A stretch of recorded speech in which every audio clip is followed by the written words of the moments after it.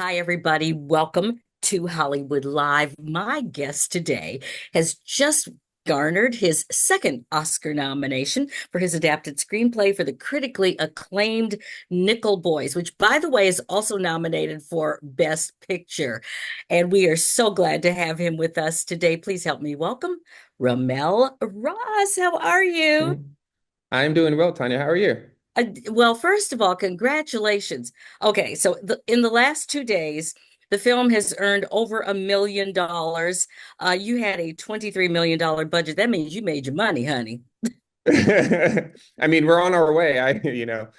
You never know. No, but you're on a really good start. That's a very big hmm deal.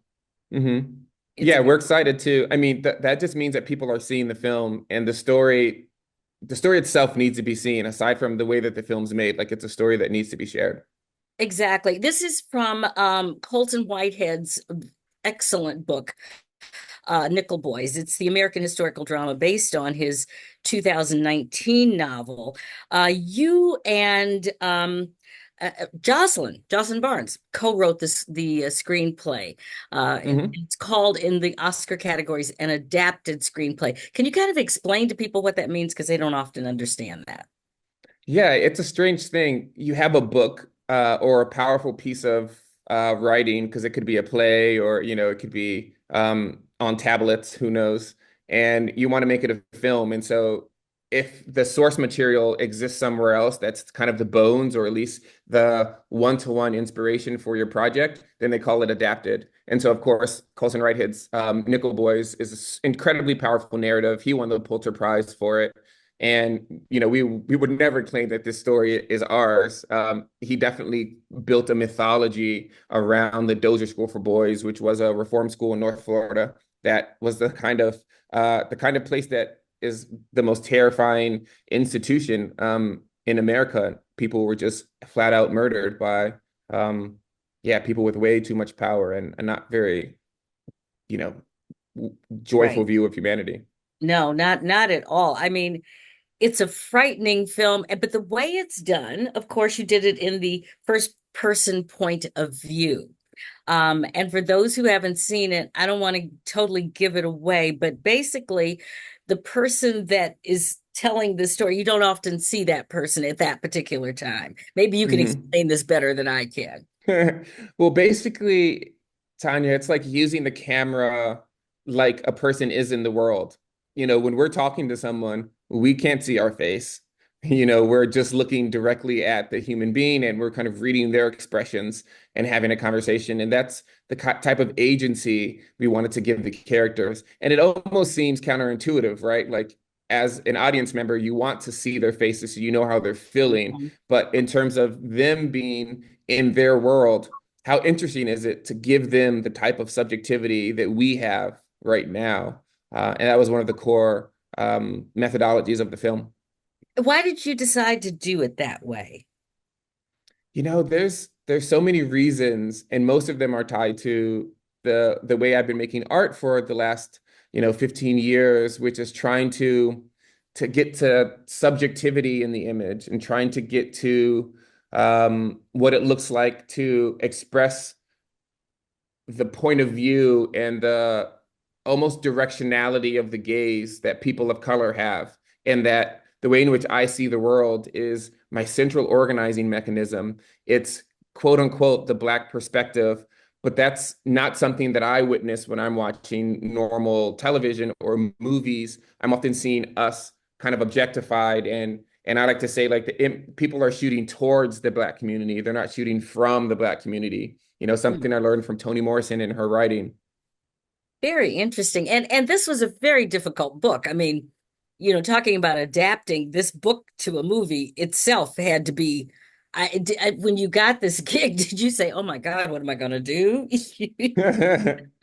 Kind of, I mean, it's clearly intimidating, but I think with Coulson kind of giving free imagination space to myself and Jocelyn, and with having kind of an art practice.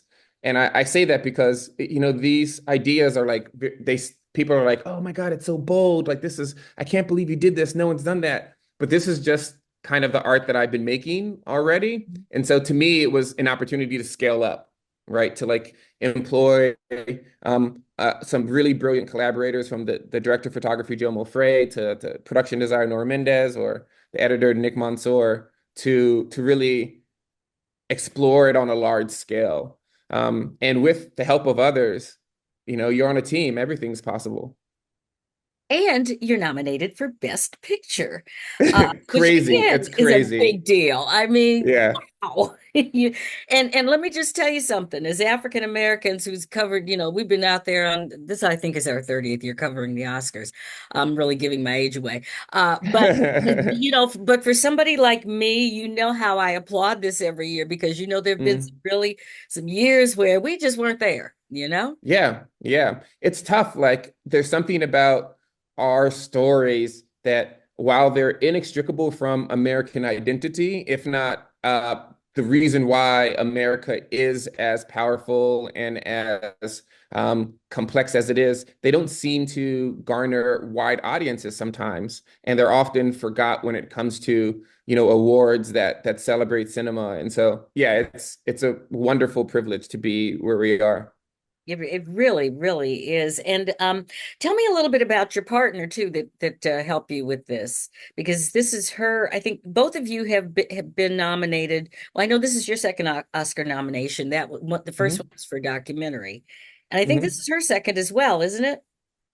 This is probably her third. Third, yeah, I think it's her third. Yeah, because she was nominated. Well, it's actually her fourth because she's a producer on the film, and Best Picture is for producers.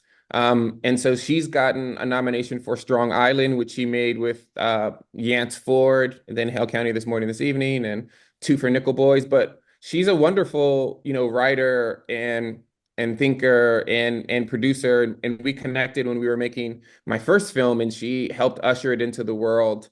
And here she just seemed like, because we've been in conversation about art making and the world for such a long time, like the right person to ask to co-write.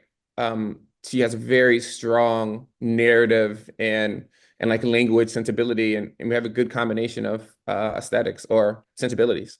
Exactly. Well, obviously you do. You keep getting all of these awards. The cast also in this was just phenomenal. Um, Mm, Tell me a little bit about the cast. Ingenue Ellis, first of all, has really come into her own. This is somebody that, we've known and been following for a very long time. And just the last couple of years, she's like everywhere. She's about to be the next Sam Jackson. You turn on the you know? TV or in a movie, and there's Ingenue. I love it. Tell me Hmm. about working with her. And then Brandon Wilson and oh gosh, who else is in here? I'm trying to Oh, remember we the got young. that Ethan Harisi who played Elwood, who Yeah, there um we go. Ethan Reese. That's yeah. awesome. Yeah. Yeah, like what a phenomenal find those two were. We wanted some young men who were relatively unknown just to bring a freshness. Mm. And I'd say they even overperformed. It's not an easy task to ignore the training you've had over the years and join the first person process of making a film. Both of them stepped up and, yeah, like, as I said, like, surprised us with how fluid and vulnerable and convincing they were. And Anjanou Ellis Taylor, as you mentioned, is in a league of her own. And I'd say it's quite literally the heart of the film. Mhm. Everything kind of moves through her love for Elwood and her performance, which I say is less of a performance, being the director and being there. What she did felt so authentic, whatever that means, and so palpable and devastating and beautiful that it was hard to even ask her to redo scenes because she's going through it, right? Like, she goes through the full emotion, and then you're chatting and you do it again, and you're like, I'm traumatizing her, I'm asking her to do it again, and what she did was already real. Yeah. Wow. It's interesting because when the Oscar nominations came out, I think that might have been, I don't know if it was this week. I'm kind of confused here. Everything's running into, but when they announced Nickel Boys, they did say to be determined who Hmm. the Hmm. actual people who would be getting the Oscar. Can you kind of give us that information now? Yeah, I think it was settled then. And it was probably settled from a while ago, but it's like I said, it's a producer award. It's for those who kind of, ushered the film into the world. And it's Jocelyn Barnes, Dee Dee Gardner. Jocelyn is Louverture Films. Dee Dee Gardner and Jeremy Kleiner are Plan B Entertainment, and they have the company with Brad Pitt. And it's Brad Pitt. those three because they were the sort of central force behind getting the film made. But it's strange because there are a lot of producers on the project and a lot of people have contributed. But I think they were the three amigos. Got you. I love Plan B. Indeed. They do. Hmm. They don't mess around over there. So Hmm. that's definitely a good collaboration. We haven't talked that much about the actual story, which is difficult. It's, um, but you look forward. I mean, this took place when in about 1960, Hmm. the original about 1960. Yeah. And here we are in 2025. Have things changed? I mean, we don't hear of these kinds of institutions as much anymore, but how does this play into the zeitgeist that we are currently living under? I think, unfortunately, it's as relevant as ever. This is based on a real school, the Dozier School for Boys, that was founded in 1900 in North Florida. And in 2011, they closed. 2013, actual human remains, bodies begin to be exhumed from the grounds as they're thinking about redeveloping the property for commercial real estate or whatever. They start digging and they find things. And I think it's best summed up by something that Nora Mendez, the production designer, said, which was, we're making this film in this 1960s, and the school will still be open for 51 more years, right? How do you design the school and the interior so that it's contemporary? Because they didn't do renovations. It's not like they would go in and patch the ceilings. They didn't have resources, and what resources they did have were being siphoned off to bad actors. And so it is something that, like, the Dozier School boys are. This is something Franklin Leonard said when he was doing a Q&A with us, are his father's age. Like, they're not like uh ancient history and passed Right, away 30 years ago when we're like, I right. can't believe that happened way back then. Like, it's within arm's reach. Yeah. Yeah. Wow. It just really makes you think, people say that we've come a long way, and in many ways we have, but in many ways we have not. Hmm. So you're right. It has not been that long. And why is it so important, Ramel, to tell these stories right now and to remember these people? Well, I mean, we know that it's always important to tell the stories and remember the people. And I know you're asking because what's happening now seems to be unprecedented. We never thought that we would be moving backwards in terms of not wanting to remember, in terms of Mhm. actually and intentionally erasing. We knew that they intentionally erased in the past. We thought that if we acknowledged it and we shared the consequences of that, we learned from that history. But apparently, as you're implying, information should be suppressed, and truth is relative to the desire of those in power. And so it's a terrifying time. And I think cinema, especially at this scale, has the potential to remember, and to never forget, and to create, like I like to say, experiential monuments, places where history can do a thing that is visceral and of the body and of the memory, in a way in which you can legislate away all of the history, but you can't take away our experience. And if we have that, then we can rebuild that history over time. Wow. I think we need to leave it right there. I was going to talk about what you got coming up next, but you know what? Right now, this is next because this is so important to get Mhm. this story out there. We truly appreciate you. We'll be cheering you on. We'll be at the Oscars again this year. So, looking forward to seeing you up in that winner circle. I mean, we hope so, but we're happy to be there. Yeah. Either Oh, no, way. no, no. Yeah. It's good just to be there. And then I do have to ask you, what's next? What are you working on next? I'm working on having what I used to have, which is called a life, you know?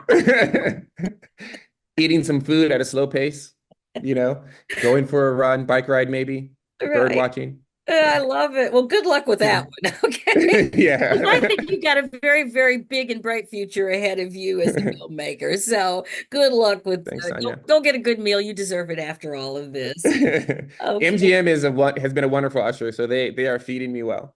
Good. There you go. Well, All Ramel, right. thank you so much. Congratulations once again. And for everybody else out there, if you have not seen it, it is an absolute must see. Nickel Boys, it's now streaming, and you can look it up and figure out where you can stream. And it might still be in theaters. Is it still in theaters? Yeah, yeah. Yeah, It has a relatively wide release, but we're getting wider, so it might be coming to a city near you. perfect.